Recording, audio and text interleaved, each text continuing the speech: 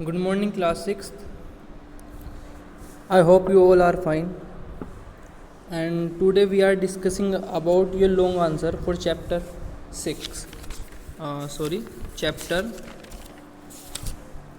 5. Today we are discussing about your long answer about chapter number 5. Let's discuss about question number 1. What is question number 1?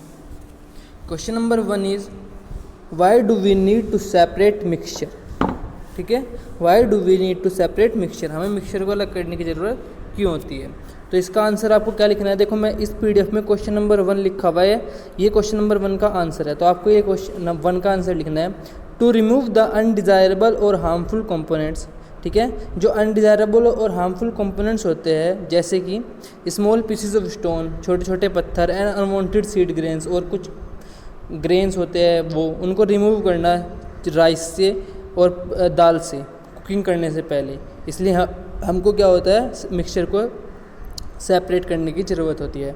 To remove the impurities as to obtain pure sample of a substance. किसी भी sample का pure form में रखने के लिए उसकी impurities, जो उसकी इम्प्योरिटीज़ होती है, उसको रिमूव करने के लिए हमको मिक्सचर को सेपरेट करने की ज़रूरत होती है। Pure substances are needed in, जो प्योर सब्सटेंसेस होते हैं वो कहाँ यूज़ होते हैं? मेडिसिन में, रिसर्च में, इंडस्ट्रीज़ में और डेली यूज़ में भी यूज़ होते हैं। उसके बाद नंबर 3 में क्या है? To separate useful components of a mixture.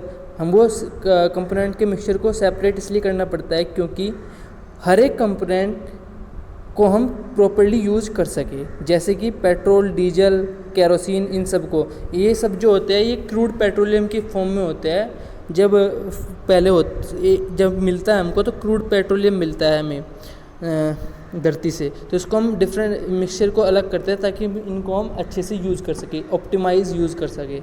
ठीक है, तो आगे क्वेश्चन नंबर 1 में ये करना है। उसके बाद आता है क्वेश्चन नंबर 2 नहीं करना है आपको, क्वेश्चन नंबर 3 करना है। How is evaporation different from concentration. तो आपको ये पूरा लिखना है, पूरा पैरा। क्वेश्चन नंबर 3 में देखो पूरा पैरा है ना, ये लॉन्ग क्वेश्चन है तो इसलिए बड़ा होगा थोड़ा सा। तो क्या है? The process of conversion of a liquid into its vapour state is called evaporation. जो आपकी प्रोसेस ऑफ लिक्विड को गैस में बदलने को क्या बोलते हैं? इवेपोरेशन। इन नेचर में क्या होता है? नेचर में ये प्रोसेस स्लो होता है, लेकिन अगर हम इसका टेम्परेचर बढ़ा देंगे तो ये प्रोसेस इवेपोरेशन बहुत तेज़ी से हो जाएगा। जो लिक्विड कंपोनेंट होता है मिक्सचर का, उसको हम इवेपोरेशन से आसानी से अलग कर सकते हैं। ठीक है, दूसरे कंपोनेंट से अलग कर सकते हैं। जैसे हमारे पास एक लिक्विड है, एक सॉलिड है, हमको अलग करना है। लिक्विड का हमें ज़रूरत नहीं है, सॉलिड हमको चाहिए, तो हम उसको इवेपोरेशन से अलग कर सकते हैं। लिक्विड को भाप बना सकते हैं और सॉलिड को अलग कर सकते हैं। The evaporated liquid can be recovered bye collecting it's vapour. जो हमारा इवेपोरेटेड होने के बाद जो लिक्विड है, वो जो भाप बन गया, उसको हम कलेक्ट कर सके, अलग कर सकते हैं। ठीक है, और ठंडा करने के बाद उसको फिर से यूज़ कर सकते हैं। The process of conversion of vapour of a substance into its liquid state is called कंडेंशन।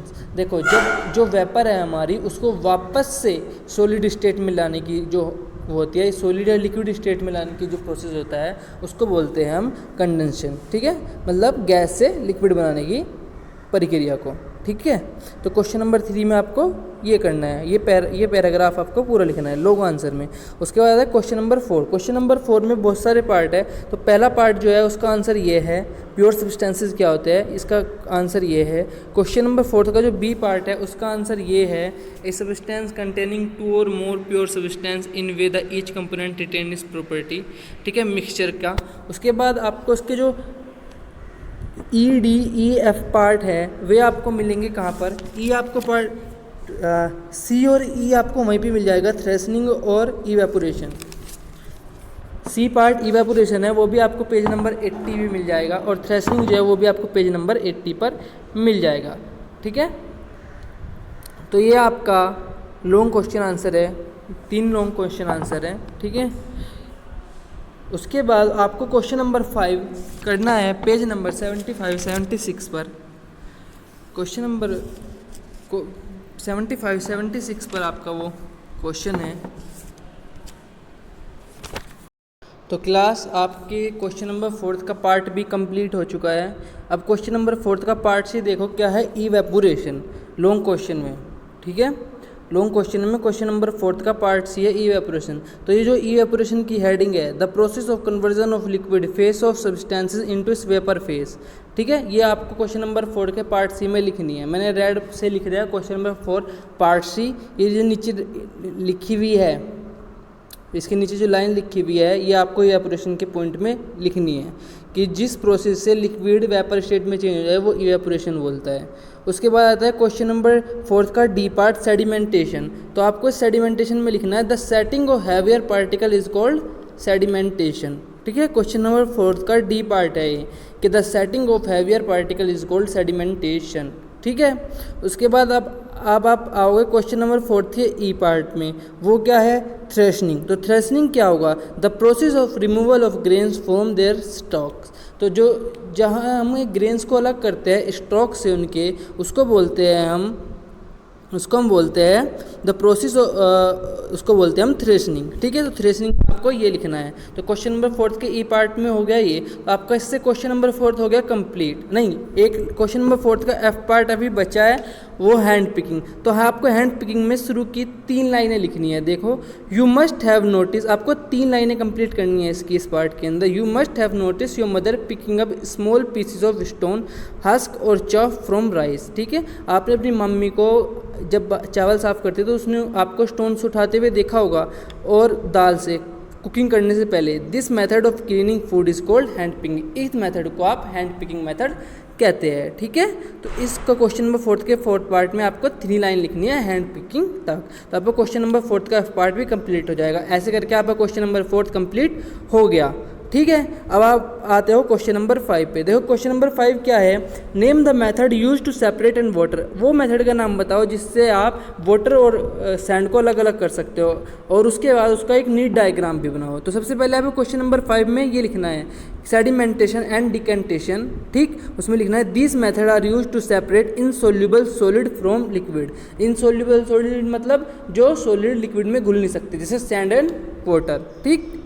It is based on the difference in weights of different components.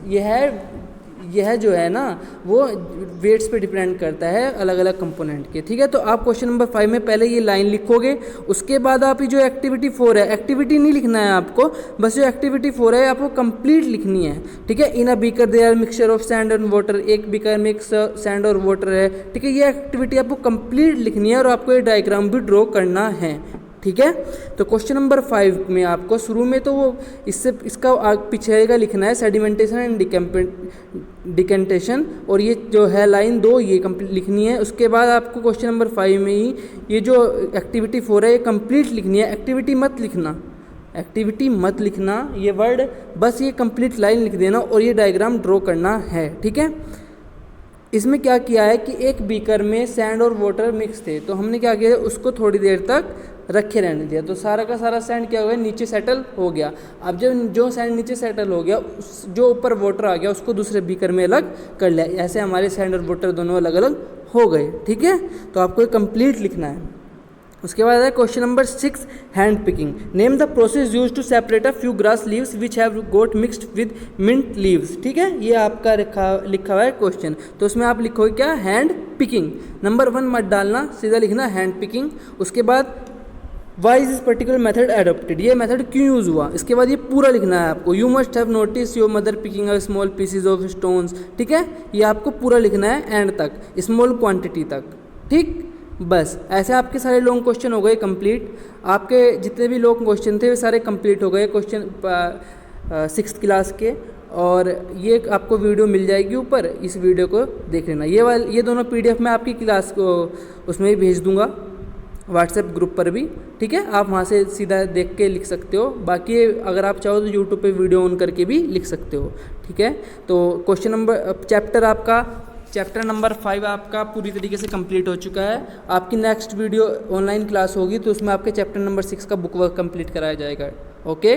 So keep studying and complete your work as soon as possible, and checking के लिए आप school भेज सकते हो कॉपियाँ, ठीक है। Good bye, thank you so much.